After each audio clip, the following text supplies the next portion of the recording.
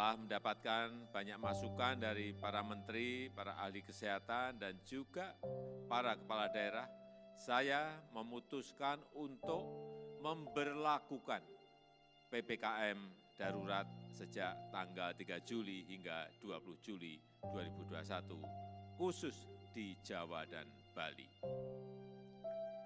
PPKM darurat ini akan meliputi pembatasan aktivitas masyarakat yang lebih ketat daripada yang selama ini sudah berlaku.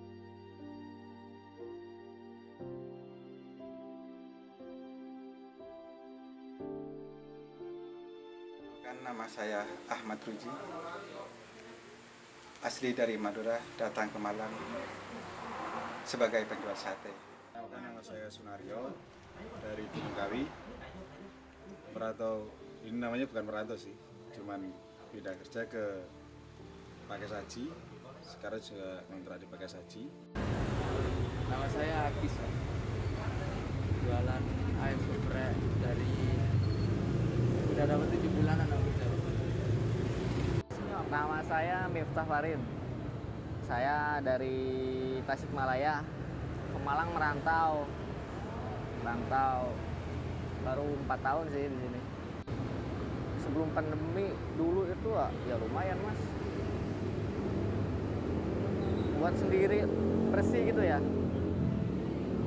dan bisa sampai 5 juta, 56 gitu. 56 ya. Tapi setelah pandemi Masuk pandemi ini ya berat mas, ya paling buat bayar kosan aja kadang-kadang nunggak. Berjualan nasi goreng, kalau jualannya belum ada 1 tahun sih. Udah masanya COVID juga sih. Kalau per hari bersih itu sekitar 150 sampai 200. Jadi pendapatan sehari-hari sebelum PPKM ini biasanya berapa? Sekitar bisa 900 sampai 1000 per juta per hari. Tapi kalau pas PPKM gimana? PPKM sekitar 600 700. Kalau kebijakan PPKM ini kan baru pertama kali ini masih saya jumpai pas PSBB belum jualan terus kena PPKM ini. Kaget saya mas. Soalnya biasanya saya bawa 7 sampai 8, jelek-jeleknya itu sekitar 6 kilo, ini 3 kilo. 3 kilo mentok 4 kilo ya. Nggak bisa nambah ya. Dan pendapatan untuk bersih setiap hari wis pokok cukup buat makan mas. 1 bulan ya mungkin kurang lebih 1 jutaan lah gitu. Setelah pandemi atau PPKM ini mungkin kurang lebih hanya 500-an lah gitu. Soalnya dari penjualan juga yang biasa operasi dari jam 5 sampai jam 12, sekarang hanya dari jam 5 sampai jam 8 saja.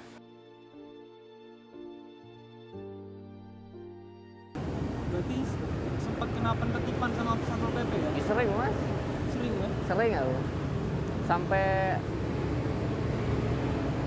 tanggal 3 itu hari pertama PPKM itu wali kotanya kesini ada. Ketemu sama mas? Lo enggak ada kesini lewat, cuma aku enggak ditegur, soalnya lagi diem, enggak ada yang beli gitu. Sebelumnya ya sampai sekarang juga ya belum pernah dapat bantuan dari pemerintah, ya belum dapat juga. Dulu pernah ikut UMKM, pernah ikut, tapi di situ ada biayanya sekitar 90.000 kalau nggak salah. Yang 40 buat apa? Buat buat untuk pendaftarannya, terus yang 50 itu untuk pembukaan rekening, udah itu aja. Tapi sampai sekarang belum cair juga.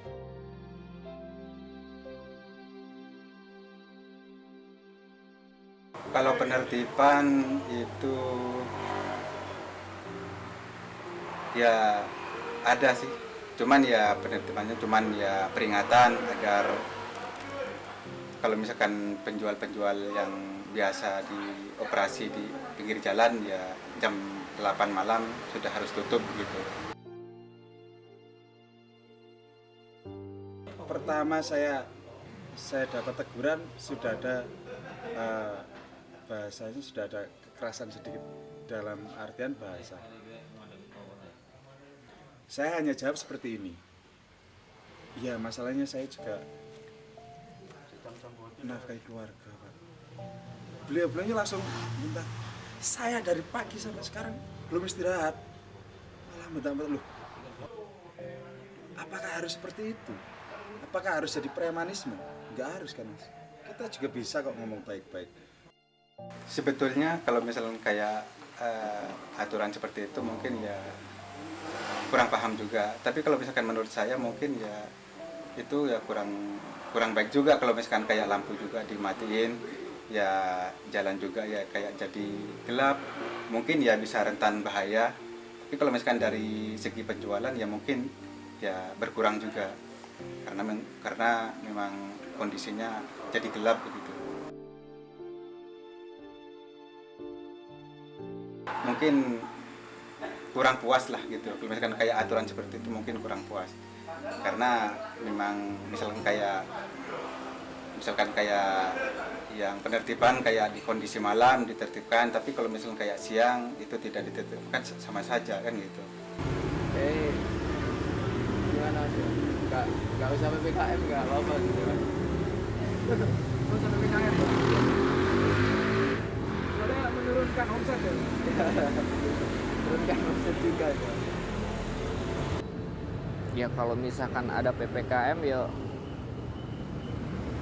jangan ditutup lah jalannya gitu loh. Daerah Suhat kan ditutup kan, Mas? Kalau silakan berjualan. Lawang jalannya ditutup gitu loh. Siapa yang mau lewat, siapa yang mau beli? Jualan tetap boleh jualan. Ya sama, ya seperti biasa tetap. Cuman di situ ada protokol-protokol yang harus diterapkan di salah satu pedagang itu. Contohnya kayak nggak boleh makan di tempat. Terus pembeli harus pakai masker. Kalau nggak pakai masker nggak dilayani atau suruh balik ambil masker. Itu salah satu yang untuk pencegahan lah itu. Ya harapannya isok lah kayak kebijakan, tapi tolong perhatikan rakyat.